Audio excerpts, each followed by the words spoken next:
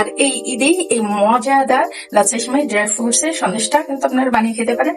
আসসালামু আলাইকুম ভিউয়ার্স, লাচ্ছা সেমাই দিয়ে একটা মজার সন্দেশ বানিয়ে দেখিয়ে দিব। সেটা হচ্ছে ড্রাই ফ্রুটস দিয়ে। আর ড্রাই ফ্রুটস দিয়ে কত সুন্দর করে লাচ্ছা সেমাই সন্দেশটা বানানোতে সেটি আমি দেখিয়ে দিচ্ছি। আমি এখানে অ্যালমন্ড বাদাম নিয়েছি, নিয়েছি কাজু বাদাম।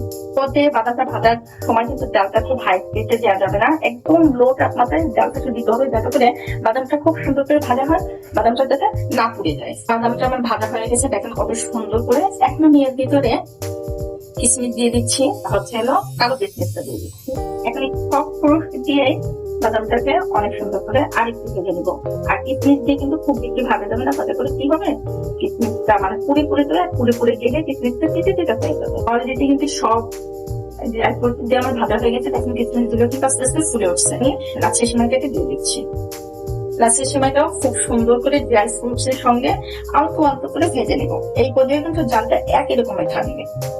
তো দেখেন, দেখতে পাচ্ছেন আমার ভাজাটা কিন্তু প্রায় হয়ে আসছে। আমি খুব বেশি ডার্ক করবো না, তাহলে পরে বেশি লাল লাল হয়ে গেলে দেখতে ভালো লাগে না।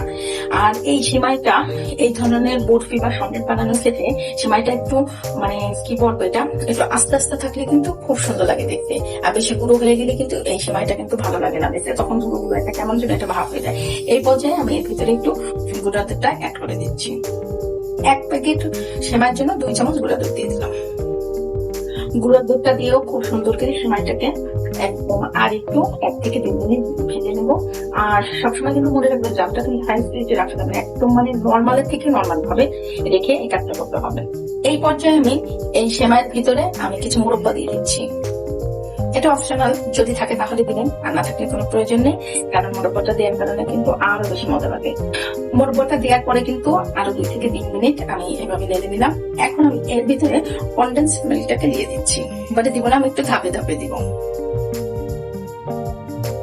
কনডেন্স মিল্কটাকে অ্যাড করে দিচ্ছি।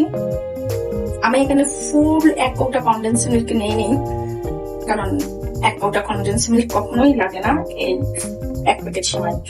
এভাবে করে আমি খুব বেশি জাল করবো না, খুব বেশি জাল করলে কি হবে, ড্রাই হয়ে যাবে।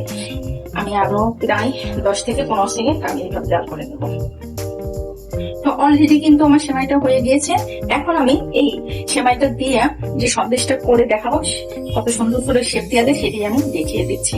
তো ভিউয়ার্স, আমি একটা মোল্ড নিয়েছি, আর মোল্ডের ভিতরে একটু ঘি দিয়ে দিচ্ছি। ঘিটা দিয়ে বিরাজ করে দিলে কি হবে, সন্দেশগুলো খুব সুন্দর করে উঠে যাবে।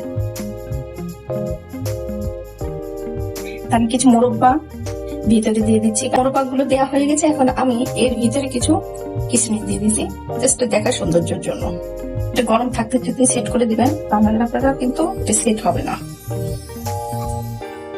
তো ভিউয়ার্স, এখন একটু হাত দিয়ে এইভাবে সুন্দর করে চেপে চেপে চেপে চেপে দিতে হবে, তাহলে কি হবে, সন্দেশটা খুব সুন্দর সেট হয়ে যাবে।